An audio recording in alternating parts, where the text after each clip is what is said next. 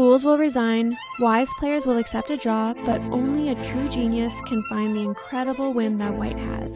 In this position, it might seem like there's no way to make any progress because the black rook would always be able to sacrifice itself for this last pawn, and at least secure a draw. But white has an incredible resource in this position. Of course, we start with c7 getting closer to getting a new queen. Now the king is defending c5 and the pawn is defending d8, so there's no way for the rook to prevent the promotion, but the rook can, of course, give this check to the king. Now, if the king tries to attack this rook, the simple rook d1 is going to secure the draw, and actually if we get a queen, we are going to lose this game, and king b7 is going to blunder another draw after rook d7, pinning the pawn to the king and securing the draw for black. So actually, the first very precise move that white has to find here is king b5, relinquishing the control of the pawn, but still defending all of these key squares that don't allow the rook to stop the pawn. But of course, the rook can keep checking us. So actually, we need to keep going down, and the rook has to keep checking us.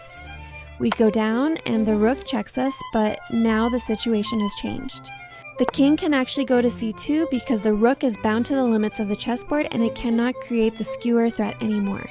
But do not celebrate too soon because black does have a last mysterious move with rook d4.